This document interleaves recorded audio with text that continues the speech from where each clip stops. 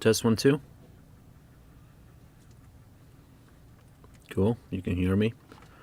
Alrighty, let's get started. Let me shut this off because I don't want to hear myself. I hate my own voice. The thing I hate more than my own voice is yogurt. Anyway. For using both hands together. Okay, right. We kind of went over this last night in the 15-minute stream. I got so tired. Now, if you would know with which finger every letter is to be stopped, first inquire diligently whether the letter, be itself alone or joined with other letters. For if it be alone, then this order must absolutely be kept. The first finger must serve to stop B, second for C, and third and fourth for D. Right. So he's talking about this. One for the first fret, second finger for the second fret, and the third and fourth finger for the third fret. Interchangeable. Right. D. Always so that the fourth finger served the fifth or fourth string and the third finger the other strings. Right, so for the purposes of cross string, playing. Right.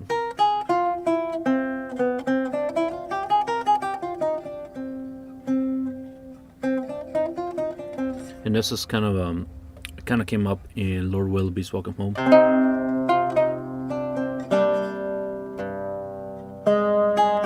Right here. Right. Any passage. So now he gave us this exercise, which goes like this.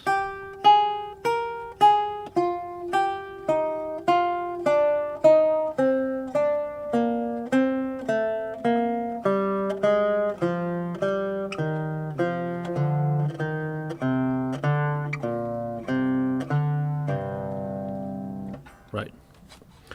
But if the letters be set in stops lower than D, then keeping the same order with your fingers, you must go lower with your hand, and that letter which stands nearest to the bridge must be stopped with the little finger, and other letters which are above with the other finger, as you may see in these examples.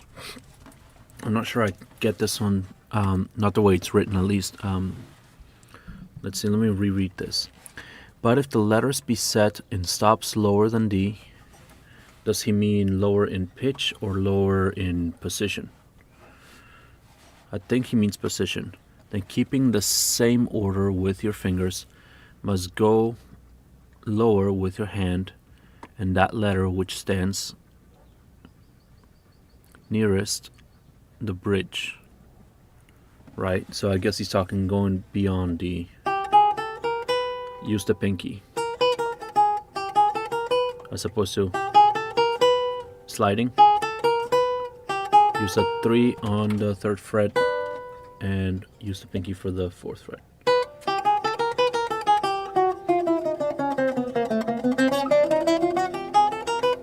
Let's play this example.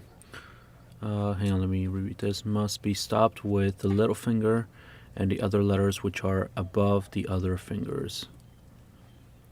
Nearest to the bridge must be stopped with the little finger and the other letters which are above with the other fingers. Okay, yeah, so when he's talking about above and below, I think he is talking about just spatial orientation, not necessarily pitch, right? Because as guitarist, well, I'm a guitarist, not I'm a lutenist. When we talk about going up the neck, we talk about going this way, which for a beginner, that's kind of opposite of what they would think. They would think this is going down, but we're talking about pitch-wise, right? Going up the neck pitch-wise. Got higher.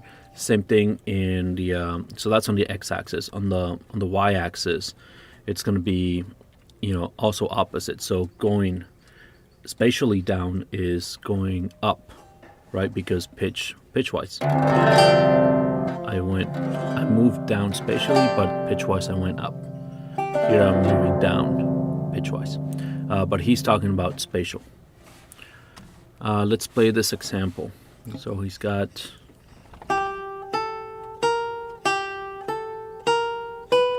Oh, that's an F with the fourth, sorry. I'll start right there. Next measure. That's an E. Right.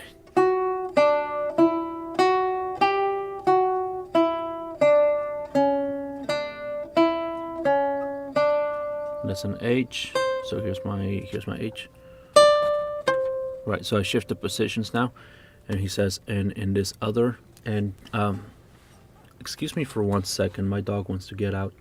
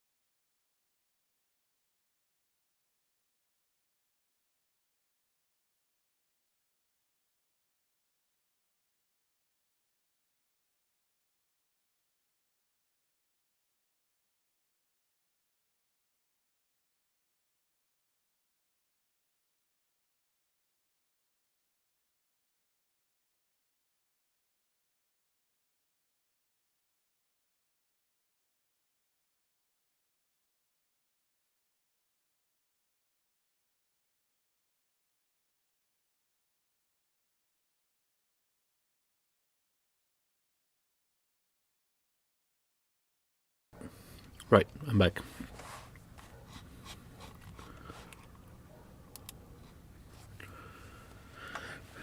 So let's see, let's play this. also in this order. So that's right. So 4, 5. That's F, G, H. Here it is. Okay, so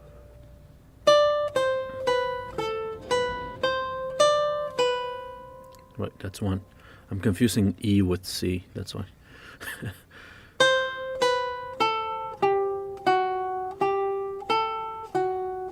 Right.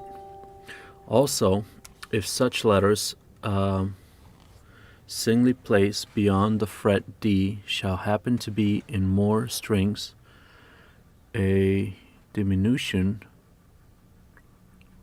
Oh, hang on, this is side notes. Okay. More strings than 2, as for example in these diminutions following, and no A put amongst them, they must be stopped with the with the forefinger laid over half of the fret, that letter which is nearest B, or with the forefinger laid over the whole fret. The finger must be laid over half the fret in the diminution, go no further than 3 strings over the whole. If you strike more or all the strings, over the whole, if you strike more or all the strings. This rule will seem more plain, perhaps, out of the examples which follow. So he's talking about bar chords at this point. So what does the side notes say? Diminution is a crotchet, quaver, and etc. Of laying the finger cross frets. Okay, a cross frets.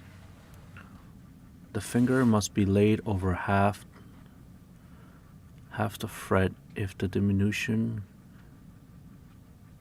and then the 3 strings. Over the whole if you strike more or all the strings. Alright.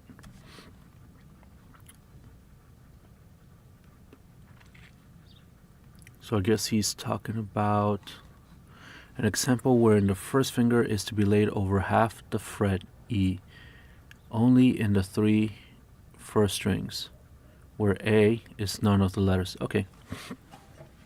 So he's talking about preparing the notes on a fret. So let's see, what is he doing here?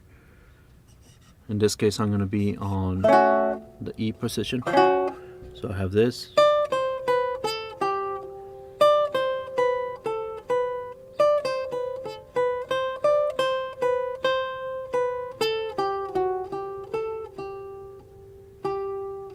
Scheiße.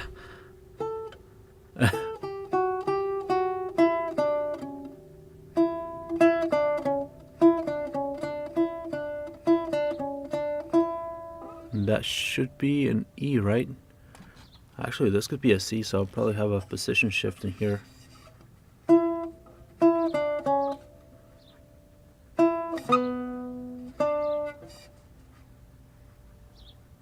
No, I want to say it's still an E. Right? An example wherein the first finger must be laid over all the strings in the fret C. Okay, so fret C.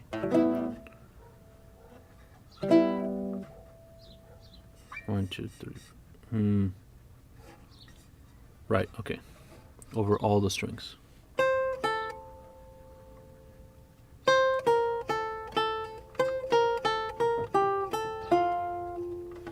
Someone knocking? No.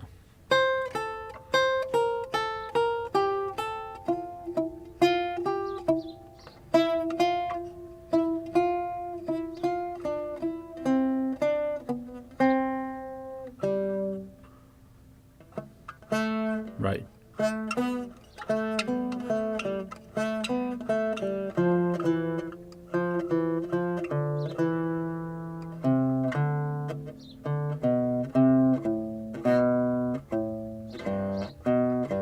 There it is.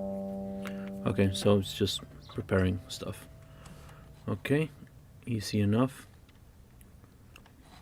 In these examples, you see the fingers is laid over the letter which is nearest B. The fourth finger stops that letter which is furthest from B. The other fingers stop the middle frets in their order. Right. But if the letter that we doubt of be placed not alone, but with one or more other letters, which, what is that word?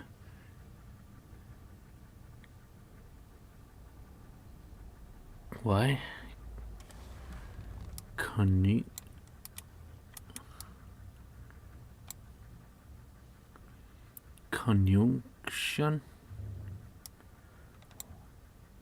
I think he means connection.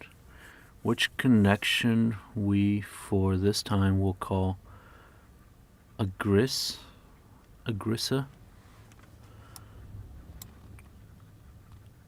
Hang on, let me look up that word.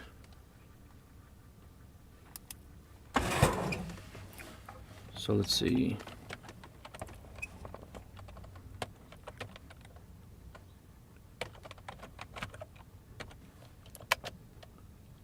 Oh, he meant conjunction. That's right, because the I is a J sometimes. God damn it.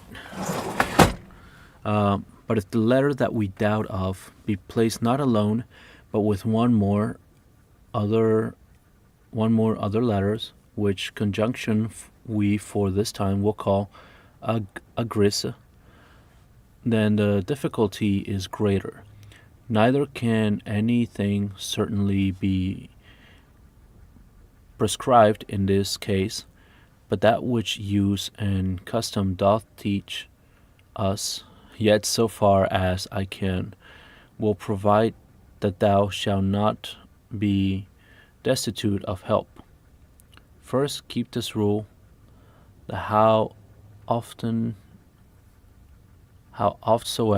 two bees happen to be on two strings which stand close together, let them be stopped together with the top of the finger. Yet understand this only of the first, second, or third strings. For if two bees stand together and the other strings, namely the bass strings, then they must be stopped with the top of the first finger, but with the same finger laid over the whole fret. Right? He's just reaching over with the bar chord. Pretty basic stuff, right? So he's talking about this, doing this, or doing this, right? So for gripping of stops in B, that's what I just read. The second rule is that whensoever two B's are sounded on two strings that are not close together but have a letter A between them or more letters, then let such B's be stopped with the forefinger and the second finger, right? So now he's talking about something like this.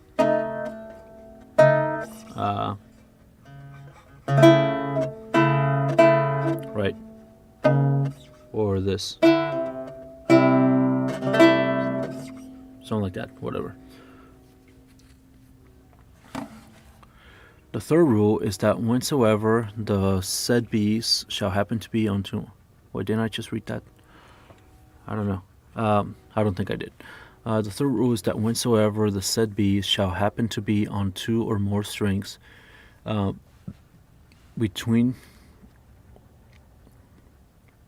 betwixt, which is no A, between which, that's what it means. But no. Well, maybe, I don't know, is no A, but some other letter or a line or more vacant, wherein afterwards some other letter than A shall be set, then the forefinger must be laid over the stop. Okay. Let these examples serve for all the parts of this rule. All right, so let's read this. So we got this.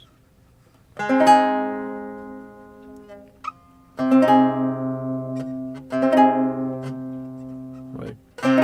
So first is this one.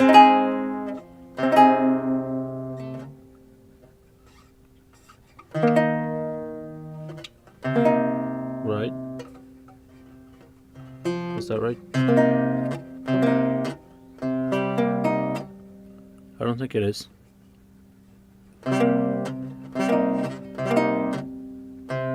All right. And then he has this. And then he has this. And he has this. Wait, was that correct? No.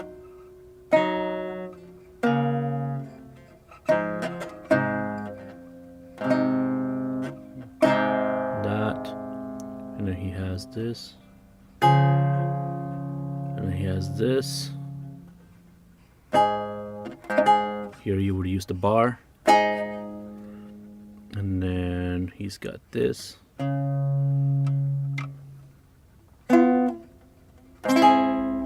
Wait. Oh, right. Wait, where was I? Sorry. Oh, yeah, I was here. Sorry, I was mixing it up with something else. So, where was I? Yeah, okay. Right? And then he's got this. Nice little 7th chord. Oh, that's an E. There we go. That's just the octave. And then he's got this. And this. So keep the bar chord, which I really suck at because of my stupid fingers, man. They need to be, man, they just need more meat.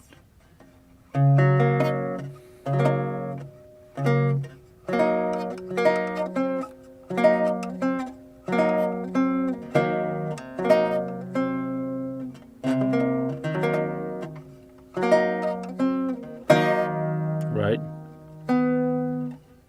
And then this.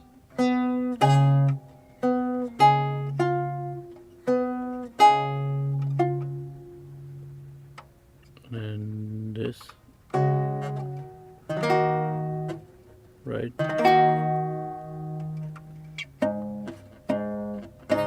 Shit, fuck, that hurts.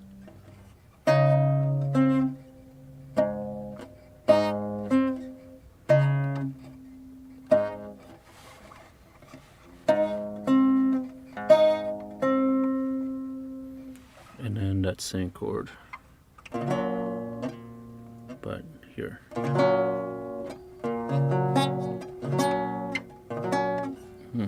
Okay, whatever. Let me take a chip.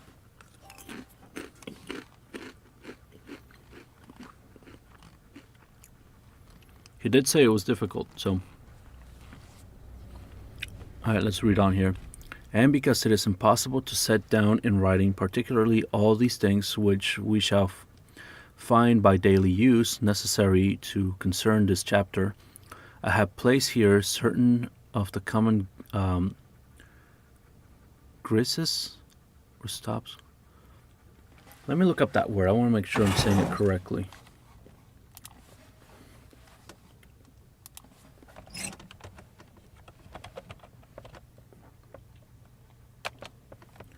Grives.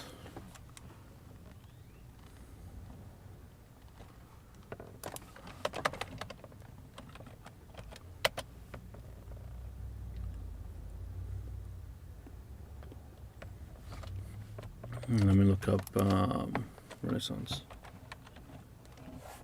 17th century word.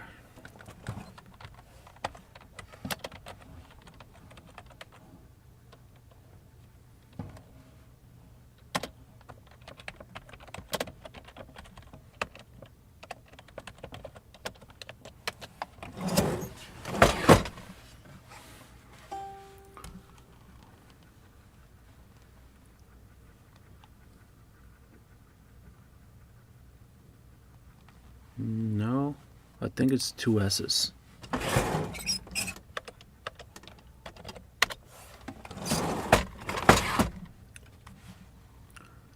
Grises is likely referring to either grise, meaning step or degree, or an older spelling of Greece. Okay, so Grise, Grise, plural grises or grises. That is an obsolete noun chiefly used in the Middle English period, meaning step in a flight of stairs or a degree. Okay, so that's what it means. I have placed here certain of the common grises or stops. Right, so yeah, every time we fret something. Wherein are one, be, or many which must be stopped, either laying the finger flat over the fret or otherwise, which you may easily perceive if they be written together in more places than two, in such form as you see them here marked. Right. Where?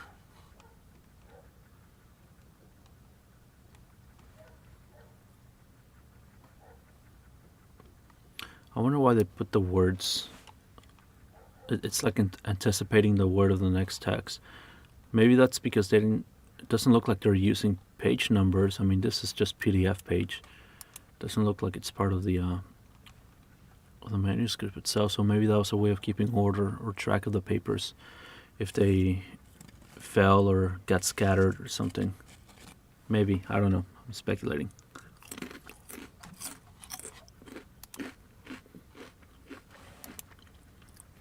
All right, let's see if we can play this.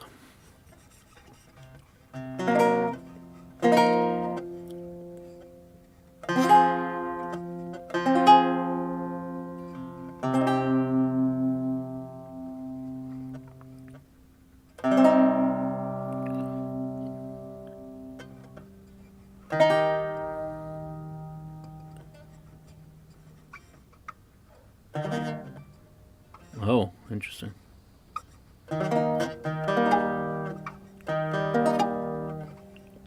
Wow, this one's almost impossible. I'll just do it like this. I'm not using the prescribed fingering here. All right.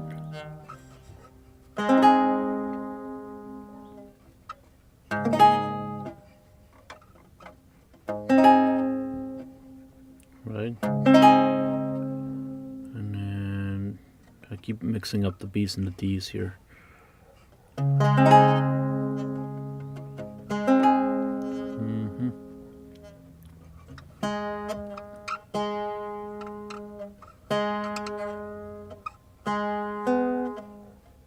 Looks like a C.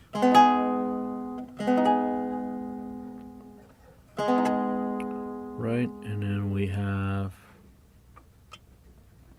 oh, that's an E. And then we have, this one.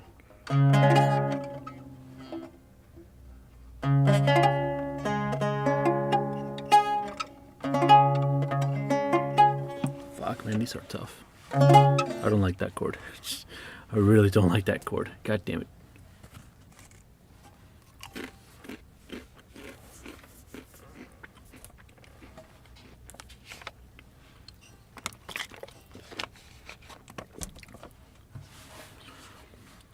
All right, so here's B.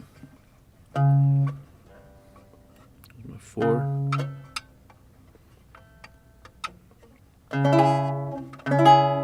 Right, there's a chord. And then we have this one. And then we have this one. Oh shit, this one's gonna be tough, isn't it? God damn it.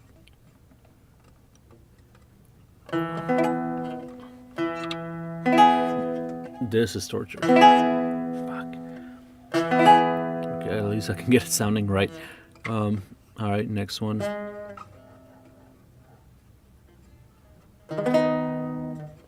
There's that one. Right. And then here's this one. Is that right? And D on the 6th string. There we go. Yeah, that's why it sounded weird.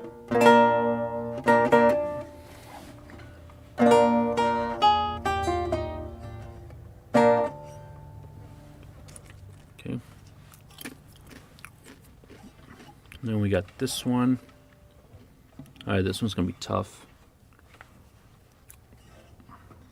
Maybe. Ah, scheiße.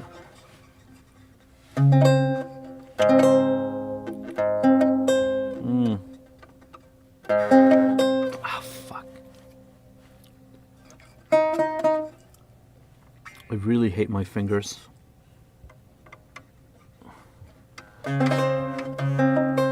Scheiße. Ah, crap.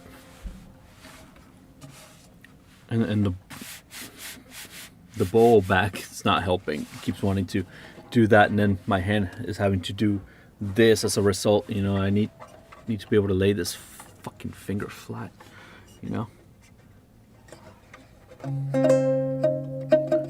And then this is just not. God damn, dude, that takes a lot of pressure.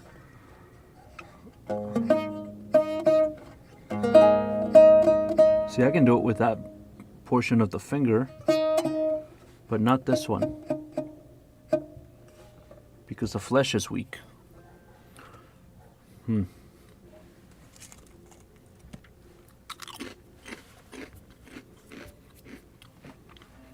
right, let's move on to the next one.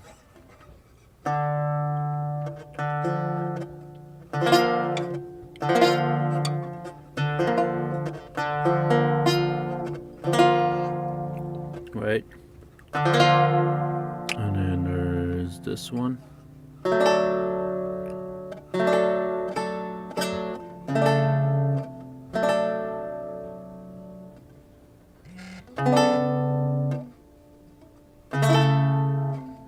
Is that right? Cool. I'm getting a little better at reading this. I got mail.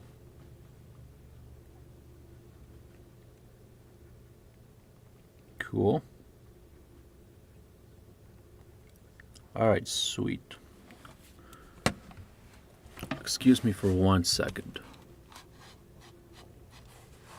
Actually, I'll do it later.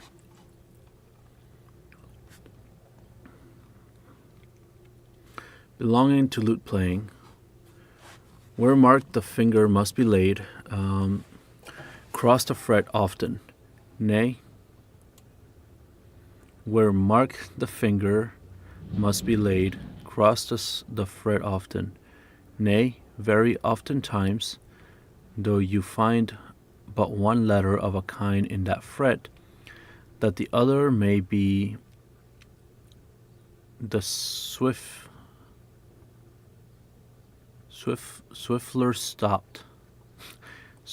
stopped, I guess, which cannot by any certain rule, but only by use be learned. Fuck, man, their language. Okay.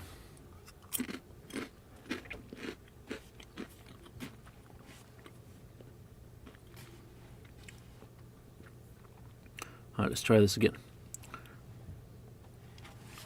Where marked that the finger must be laid, cross the fret often.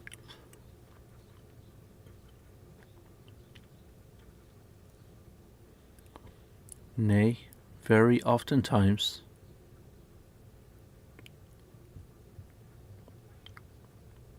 What would be the connotation of nay in this instance? Because I'm thinking as a negation of,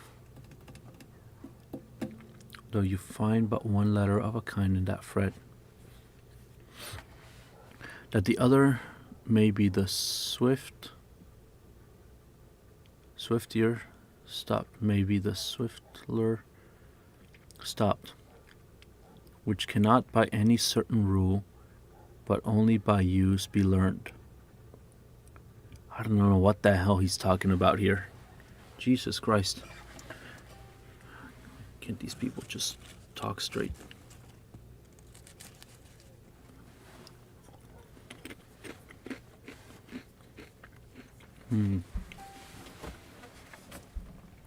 Where marked that the finger must be laid cross the fret often. God damn it. Here, hang on, I'm going to type it up.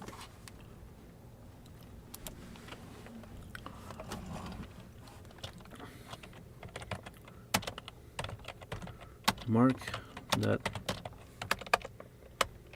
Actually, let me do this.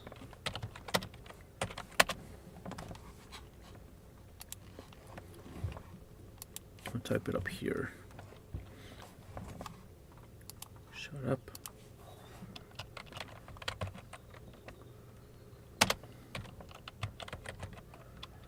Mark that the finger must be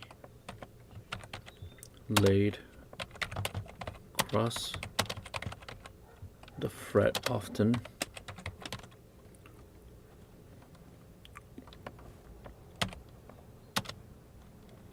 Nay, very oftentimes. So hang on, I think I'm learning something here. Must be laid often, but not very often. Okay? Though you find but one letter of a kind in that fret.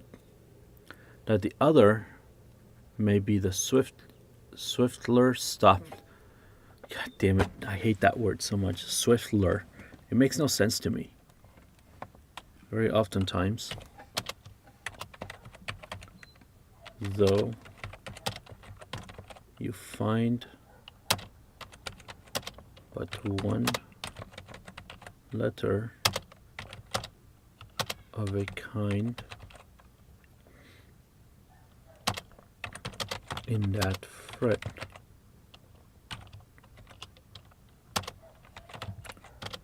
That the other may be the swiftlier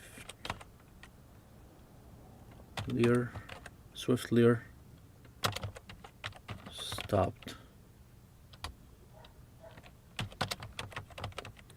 which cannot by any certain rule, but only by use be learned.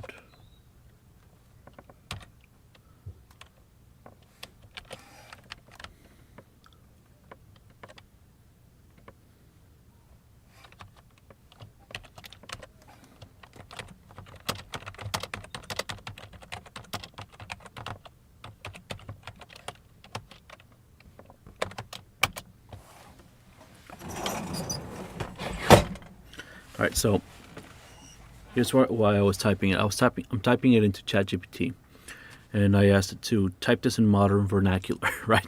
So let's see what ChatGPT says. So let me reread it.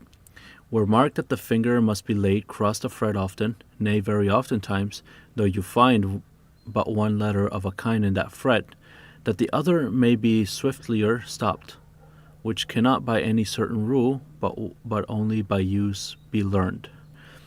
Okay, so this is how ChatGPT is going to reword it. Notice that you often have to place your finger across the fret, very often in fact, even if you only see one note of that type written there. This is so the next note can be played more quickly. There's no fixed rule for this. You only learn through practice. Okay, that's what they meant. Jesus Christ, dude. These people. This guy, Robert Dowland, man, he's killing me. That's all you have to say.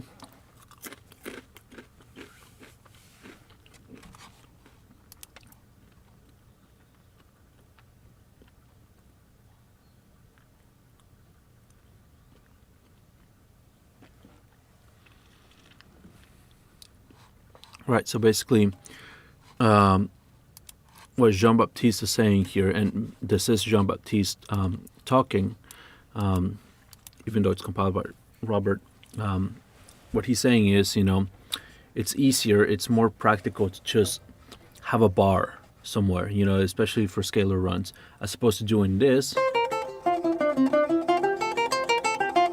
Just do this. That way you're only moving 2 fingers as opposed to 3.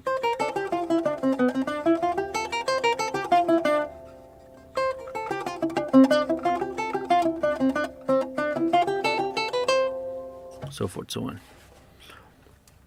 And now, besides the same grices, the letters differ not. Yet are not stopped always after the same sort, by reason of former or subsequent stops, which thing thou must diligently mark. For the letter C, I think there is no less controversy about it. For some men do stop 2 C's in the same fret, when no letter but A goes with them, with the second and third finger very elegantly. I always stop it with the first and second finger, unless it happened that B be in the same grisey, for then, if necessary, must 2 C's be stopped with the second and third finger. Okay.